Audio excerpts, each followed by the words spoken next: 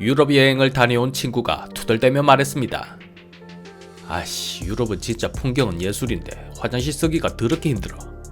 화장실도 잘 없고 있어도 돈 내야 되고, 겨우 찾은 화장실에 가면 할매가 앉아서 돈 내라고 손 내밀고 있단가 이가. 무슨 삥 뜯는 것도 아니고. 사용료가 얼만데? 보통 1유로 정도. 우리나라는 공짜 아이가. 공짜를 돈 내고 써야 하니까 짜증이 나는 거지. 그렇습니다. 우리나라에서 화장실은 당연히 공짜입니다. 화장실을 돈 내고 써야 하는 것은 상상하기 어려운 일입니다. 급할 때 가까운 지하철, 공원, 각종 건물에도 화장실은 기본으로 갖추어져 있습니다. 대한민국에 살면서 화장실 때문에 어려움을 겪는 일은 별로 없는 것 같습니다. 그런데 유럽은 다릅니다. 유럽 여행을 다녀온 사람들이 이구동성 말하는 것이 화장실 부족입니다. 그래서 알아보았습니다. 유럽은 왜 화장실이 부족하고 있어도 돈을 내야 쓸 수 있는지. 유럽의 화장실 문화는 고대 로마로 거슬러 올라갑니다. 그 까마득한 옛날에도 로마인들은 공중 화장실과 목욕탕 문화를 발전시켰습니다. 로마의 공중 화장실은 단순히 볼일을 보는 공간을 넘어 사람들이 모여 대화를 나누는 사교적인 장소였습니다. 마치 오늘날의 카페처럼 말입니다. 똥 누면서 대화를 한다? 상상하기 어려운 장면입니다. 그만큼 로마의 화장실은 깨끗했나 봅니다. 놀랍게도 그 시대에 벌써 물을 순환시켜 오물을 처리하는 기술을 보유했고, 하수 시스템까지 발달하여 위생이 잘 유지되었습니다. 그런데 중세 유럽에 들어서면서 로마의 발달된 하수 시스템은 점차 사라졌습니다. 그 시대 사람들은 집안에서는 크로스스토루라는 요강 같은 것에 볼일을 보았고, 집 밖에는 변소나 해자 같은 곳에서 해결하였습니다. 귀족의 성이나 큰 저택의 화장실은 볼일을 보면 배설물이 배수로를 통해 성 밖으로 떨어지도록 시설하였습니다. 이렇게 하면 집안은 깨끗할 수 있겠지만 밖은 배설물이 쌓여 무지하게 더러웠겠지요.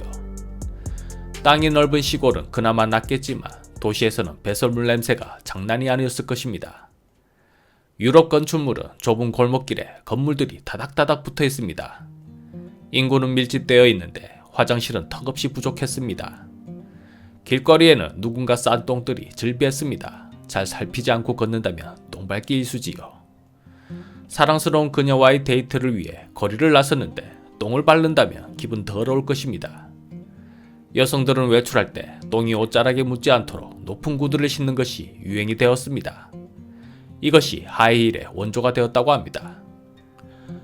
아랫뿐 아니라 위도 잘 살펴야 했습니다.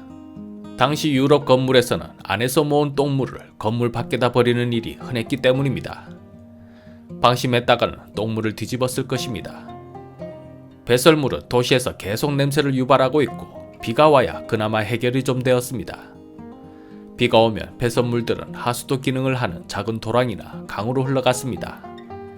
하지만 그런 물이 오염되어 전염병으로 퍼지기도 했습니다. 흑사병이 창궐한 것도 이런 위생 상태와 밀접한 관련이 있었습니다. 귀족이나 부유한 사람들은 방 안에서 이동식 변기를 사용했는데 하인들이 이를 치우는 역할을 했습니다. 하지만 귀족이 응가라 해서 다르지 않았습니다. 하인들은 그 내용물을 모아 창문 밖으로 던지는 경우가 많았습니다. 귀족이나 평민이나 응가하고 나면 창문 밖으로 던져버리기 때문에 배설물을 던질 때는 이렇게 경고했습니다. 똥 떨어집니다. 조심하세요. 그러면 밑에 사람들은 알아서 피해야 합니다. 파리 같은 도시에서는 배설물을 버리기 전에 소리를 질러 경고하는 것이 법으로 정해져 있었지만 그렇지 못한 지역도 많았습니다. 당연히 버린 사람과 맞은 사람 간에 잦은 다툼이 있었습니다. 아니, 밑에 사람 있는데 배설물을 버리면 어쩌자는 거요? 경고했잖소. 똥 떨어진다고. 알아서 피해야지. 목욕도 잘 안 했습니다. 유럽 사람에게 목욕은 육체적 쾌락을 추구하는 행위라며 경계했습니다.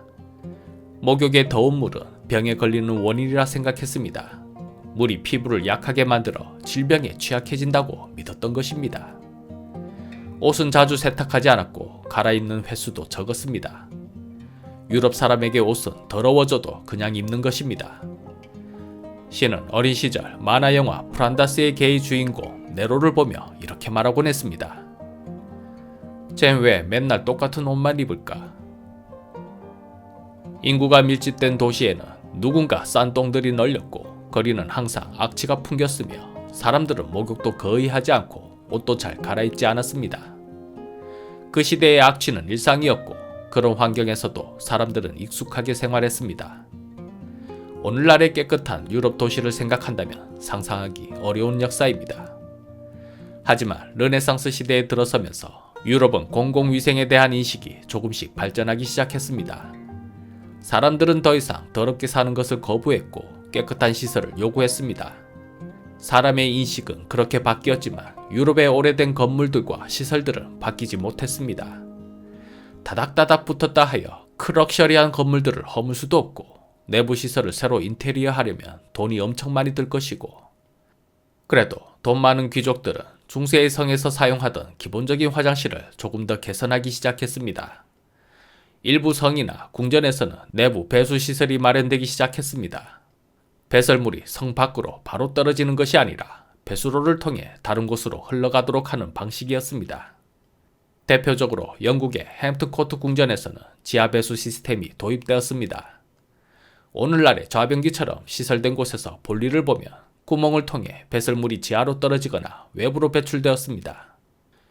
이때 냄새를 줄이기 위해 향로나 허브를 가까이 두기도 했습니다. 그러다 1596년 현대의 수세식 화장실이 드디어 발명되었습니다. 발명가는 존 해링턴. 그는 엘리자베스 1세 여왕의 궁정에서 사용될 수세식 화장실을 설계했습니다. 해링턴의 디자인은 물을 사용해 배설물을 아래로 씻어내는 시스템을 도입했으며 이것이 현대 화장실 시스템의 기초가 되었습니다. 하지만 해링턴의 발명은 널리 보급되지는 못했습니다. 돈이 많이 들기 때문입니다. 그러다 19세기 산업혁명 시기 많은 사람들이 농촌에서 도시로 이동하게 되면서 도시의 인구가 급격히 증가했습니다. 도시의 인구 증가는 안 그래도 더러웠던 위생 문제를 더욱 심각하게 만들었습니다. 전처럼 똥 떨어집니다. 이런 걸로는 해결되지 못했습니다. 급기야 콜레라와 같은 전염병이 유럽 전역을 휩쓸어버려 정부와 보건당국은 위생과 배설물 처리 문제를 고민하지 않을 수 없었습니다. 그 고민의 방안이 공공화장실이었습니다. 도시 곳곳에 공공화장실을 설치하면 거리에 가득한 똥들이 획기적으로 줄어들 것이라 생각했습니다. 하지만 화장실 운영 비용이 문제였습니다. 청소도 해야 되고 시설 관리며 유지비까지 한두 푼 드는 일이 아니었습니다. 그래서 유로로 운영하였습니다. 볼일을 보려면 돈을 내야 한다. 이것이 유럽 화장실의 기본 개념입니다. 하지만 그 시대 사람들은 굳이 돈을 내고 싶지는 않았습니다. 그냥 하던 대로 아무데나 싸거나 창밖으로 던지면 되니까요. 이에 유럽의 거리는 여전히 냄새나고 더러웠습니다. 19세기에 들어서면서는 토마스 크래퍼라는 영국의 배관업자가 수세식 화장실을 대중화하는 데 큰 기여를 했습니다. 크래퍼가 개발한 플로팅 볼콕은 물탱크에 물을 채우고 배출하는 데 매우 편리한 장치로 화장실을 더 깨끗하고 효율적으로 사용할 수 있게 만들었습니다. 1851년 런던 만구 박람회에서는 유료 공중 화장실이 더욱 적극적으로 설치되었습니다. 좀 더 깨끗하고 좀 더 안락한 시설을 제공하여 대중들이 화장실을 이용하는 비용을 아깝지 않다 여기게 하였습니다. 이 유료 화장실은 성공적으로 운영되었고 많은 도시들이 따라하는 모델이 되었습니다.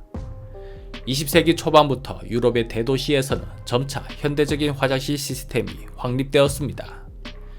하수도와 배수 시스템이 현대화되면서 공중 화장실뿐만 아니라 개인주택에 실내 화장실이 설치되는 것이 보편화되었습니다.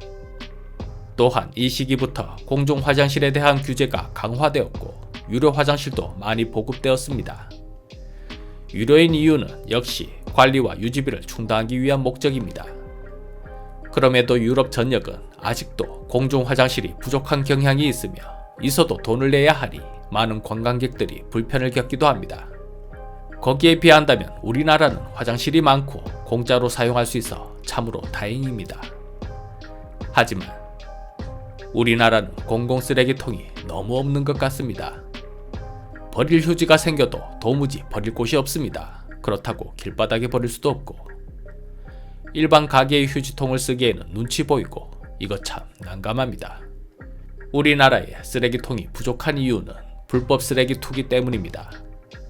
과거에는 쓰레기통이 곳곳에 있었지만 사람들이 분리배출을 지키지 않고 일반 쓰레기나 가정에서 나오는 쓰레기까지 공공쓰레기통에 무단으로 버리는 일이 빈번했습니다.